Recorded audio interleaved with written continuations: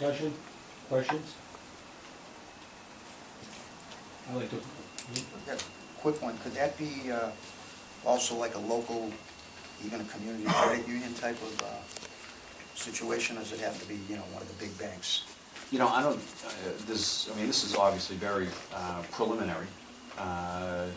Nothing real substantive has been created yet. I know that when the state did their program, they excluded credit unions because of just the vast amount of banks in the state, but I'd be open to proceeding that way. But I think credit unions are almost excluded by their charters, because if I'm not mistaken, credit unions, Ken, you may know, right, credit unions can do real estate loans, but I don't think they can do general capital loans to businesses. They do regular business loans? Okay. They typically have smaller, there's a couple of big ones, but most of them are pretty small. Council, just so we know, behind me is Ken Good, he's from Mass Development, which is kind of my state partner. nice to have you, Ken. If you want to have a seat right here, if you want to see the table. It's kind of like Thanksgiving, I You might be answering more questions. I'll see. I would second Tim's initial comment about the access to capital. People complain about there's nothing going on the waterfront and all the rest. We've all heard this a million times, and it's aggravating to me as well. People can't, and it's been a very tough economy the last 4 or 5 years. It's nothing that we made up. It's been very difficult for people to obtain, development financing to do any of these larger projects on the waterfront. It's nothing to do with Lynn. It's nothing to do with what's going on locally. It's just been very, very difficult. So, and that is eroding now. It's starting to get a whole lot better than it was. So.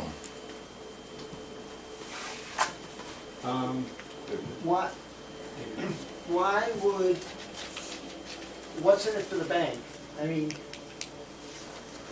I know a lot of bankers, and one of the recent things that has gone through the city of Lynn is that mediation for mortgages and housing foreclosure, which didn't go over well in the banking community. So if a bank can lend money now on any good idea, then why would they want to come in and participate in a program that has so many conditions and restraints on them? I don't understand what the hook is to get them to participate in that kind of a Good question. program. $266 million. That's the budget. I mean, I would venture to guess that pretty much, and I'm not sure how much of that is liquid. I've been talking to Mr. Fatucci, but I would venture to guess that there would be a lot of banks that would be interested in, having that type of cash at their facility. I mean, banks make money on other people's money. Well, I'm not sure what the ratio is, but they don't have access to all 266. I'm sure they must keep Sure. something in reserve, a portion of it. But Sure. how is that different than EDIC is a great lender, okay, for new businesses that are coming in? So what can the bank do that, say, EDIC and the state partner can't do for their small? Is it just small loans, or is it any size loan you could do? Me? Yeah. Ken has much more money than EDIC. And I say that jokingly, but it's 100% accurate. EDIC does small loans. The biggest loan we've ever done in our almost 40-year history is $200,000. That's not a $20 million hotel. Yeah. Can I take a shot at the question and Sure. also what Jim's saying? I guess I'll start backwards. Mass development in partnership with EDIC, and we never do anything in a community without talking to the city or its representatives. We've looked at basically expanding EDIC's abilities simply by using our money. So it's much along the lines of what you're discussing here, is giving some kind of a, when Jim gives us a heads up, we're not looking at either or who's going to do it, we're looking at doing it together. We've done loans together where mass development's in a first or second position, EDIC's in a third position. We get it done. I can't do working capital, but Jim can. So sometimes if there's some used equipment involved for a company coming to town, Jim will take care of that piece and we'll do real estate or a new piece of equipment. Back to the first question, the second you started discussing the money going to a bank, I started clicking on, I also cover the city of Haverhill and the areas all north of here. Kentucky and Haverhill banks, both of which are based in Haverhill downtown, were the first two banks that were recipients of Steve Grossman's initiative. He continues to come back there, they continue to work on that program. I think it's been terrific, but more importantly, I think it's a place to call, because there's a lot of similarity, not the same, but there's a lot of similarities in terms of scale and what you're trying to accomplish downtown between the two cities. So I would suggest that as a model. And the last thing would be about the bank's interest in the deal. Banks spend, I'm the business development guy for mass development. We don't have much of a budget for business development, but banks spend a fortune just trying to get a handshake with the next person who might be doing a deal. So I would think that having your name on the, at EDIC and City Hall or wherever the marketing piece takes them would give them a leg up that they'd all be very interested. So that's just my observation from my work. And who's the city's back now? Easton. And everything is with Eastern? Yes. They're reluctant marketing partner with the city, I mean, No, my understanding, Eastern Bank has been a wonderful partner with the city of Lynn. But to be honest, I don't know that if you're starting a business in the city of Lynn, that if you go to East and say, I'm starting a business in the city of Lynn, that gets you any more I see. boom than, where, yeah. I haven't heard any. Currently, there's no parameters laid out that if you're gonna be in the city and you're gonna hold the city's money, that you should be looking at city developers. Evolution of more of a formal partnership. Right. Any other questions? Chris, is capital the big impediment? So you believe it's the number one impediment? Absolutely, absolutely. It wasn't a credit issue several years ago, as most people here know. They just weren't lending money. They were doing everything they could do to get cash back in to the bank to get their ratios back up. Well, Commercial real estate. In general, And small business, we tend to receive credit risk. we deal with a handful of businesses a year for sale. There's zero, even today, there's zero financing for businesses. If you owned a pizza shop or something, you were selling for $200,000, other than some of the programs that Jim has, there's no financing. It's always owner financed. There's just nothing available for stuff like that. And that is classic small business. Guy owns a pizza shop, he's got 3 to 6 employees, 2 shifts, whatever. There's nothing available for them. And they will take credit people, Kettle Cuisine. Somebody like that wants to relocate to Lynn. Mhm. He's got a 20-year, business record, and they're doing, I don't know, $100 million, whatever. Great credit. Those guys can get capital. Ken's Kicking Chicken, talking about a smaller business. He's probably, because he's been established, able to get credit. Right. There's a bunch of locations. so Tim, what do you think, 3 of my fans are Chelsea and Salem and Newburyport, specifically Salem and Newburyport with the waterfront development. Chelsea, it's unbelievable, you can go down Route 1 and in an old steel yard, see 2 brand new hotels. The development is going on. Nothing really is happening in Lynn.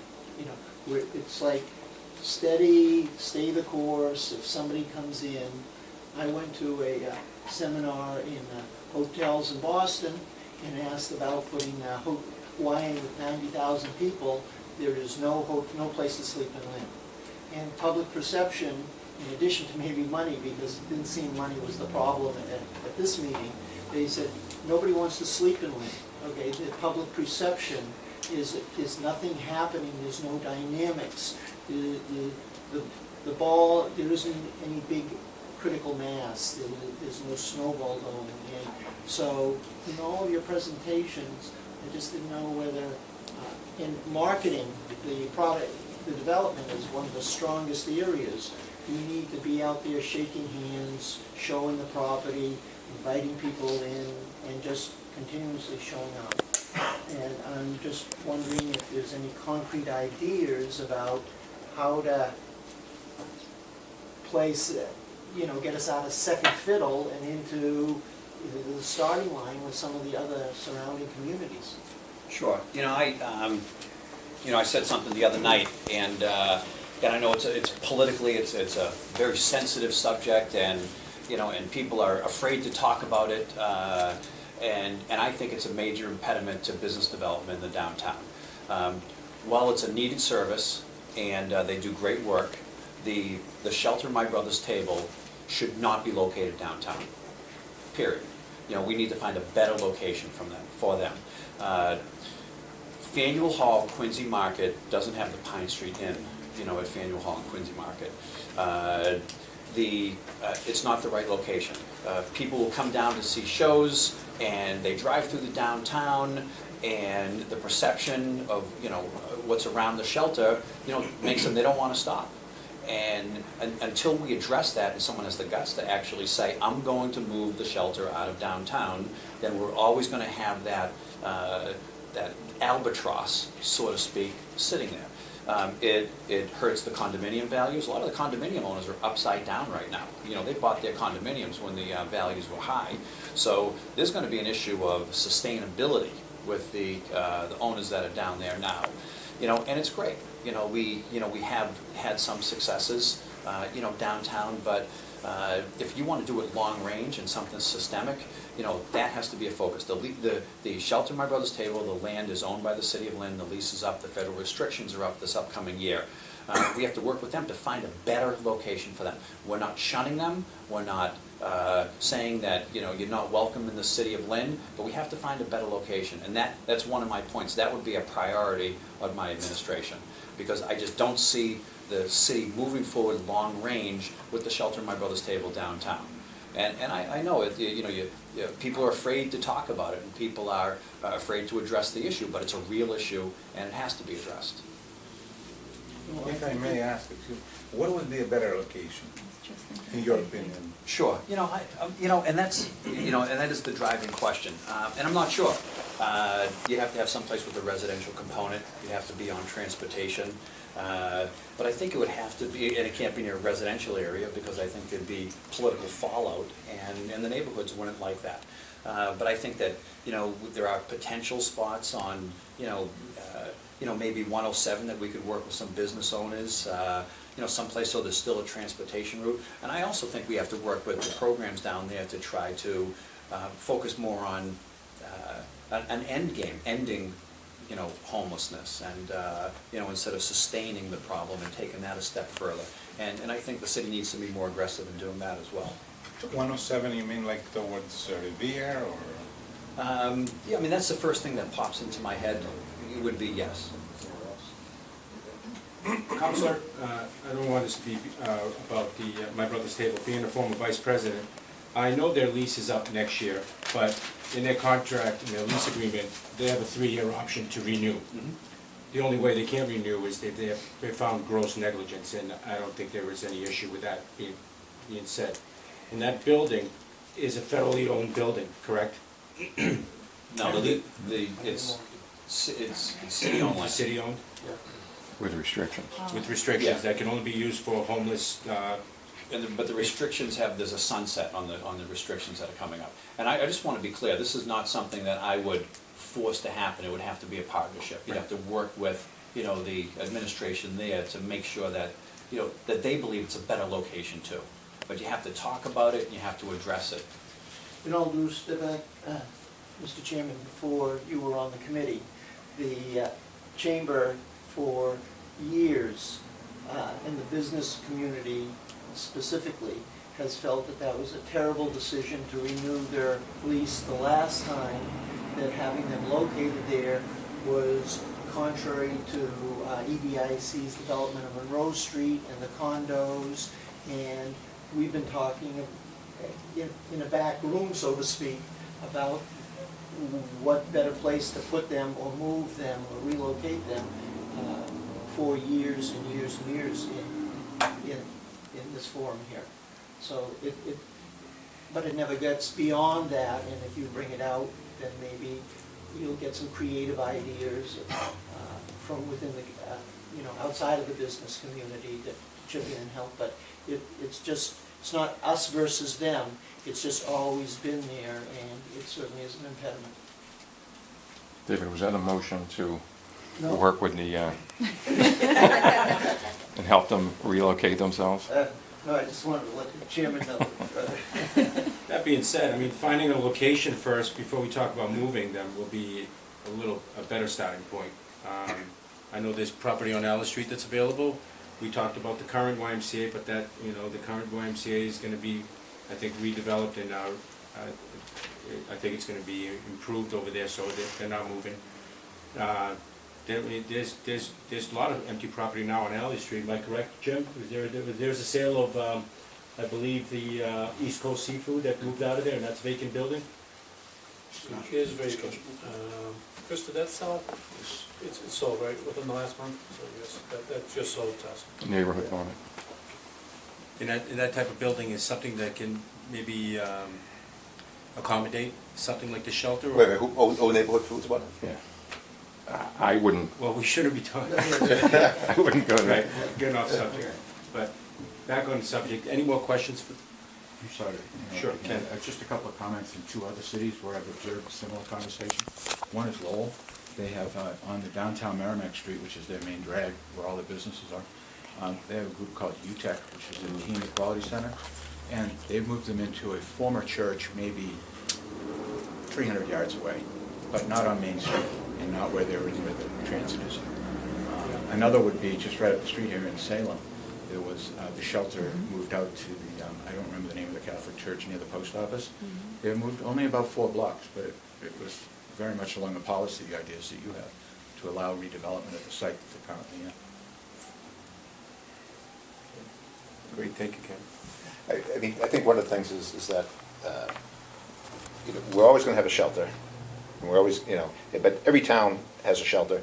Well, I shouldn't say every town, I wish every town had a shelter, but, you know, but your urban areas have shelters. The difference is that in Lynn, during the daytime, the shelter population and other clients of other groups down there far outnumber the number of patrons and the working community. Sure. So, you know, I have clients come in and they're looking out my window on a Tuesday afternoon saying, what are all these people doing just hanging around street corners on a Tuesday afternoon? Well, that's downtown Lynn at this point. You go to Boston, you'll still, I mean, if you count the physical numbers, you'll come up with the same numbers, but there's just thousands of people walking around doing their normal day. And so I think part of it is not only, you know, maybe moving off Main Street, but it's really got to get back to getting people who are in downtown Lynn conducting business back down there. And then, you know, even though the issue may still be there, it's not any different than it is anywhere else. If you go to downtown Salem, you're going to see people panhandling or whatnot, but it's just, you know, compared to absolute numbers, much less. Chris, maybe I have a question for you. You mentioned a report recently about Lynn with losing 2,000 jobs. Was it the report by Isaac? It was the Lynn Coalition. We may have. I actually have it with me. And can you just, Well, the issue was that because of the downturn in the economy, Lynn lost approximately 2,000 jobs. And because of the modest comeback that we've had, there should have been an additional, over that period of time, 2,000 jobs beyond the 2,000 that we lost. So it was a swing of 4,000 jobs. Back to your point, if that happened, can you imagine, you know, 4,000 more people working in the city of Lynn than presently? It's huge. I don't know where it came from. We sort of tracked it down. I'm going to give it to you today. Did you read it? It's the new Lynn Coalition. So, Mr. Council President, you were talking about you had 6 points of economic success for Lynn, so that's one of them, right? To really, and can we go through the others? Sure, sure. One of them is a little removed from downtown, but it's something that I've been talking about. And a lot of people are unaware of it. I know Jim Caudel's aware of it, that the city of Lynn actually owns land on Route 1 in Lynnfield, where the fat cactus is. We own land to the left, to the right, and behind it. There's a billboard up there, and it may technically be owned by Water and Sewer Commission. There's been an issue with who actually technically owns it over the years. There is a title exam and a legal opinion that it is not Lynn Woods. Not an advocate of selling any part of Lynn Woods. And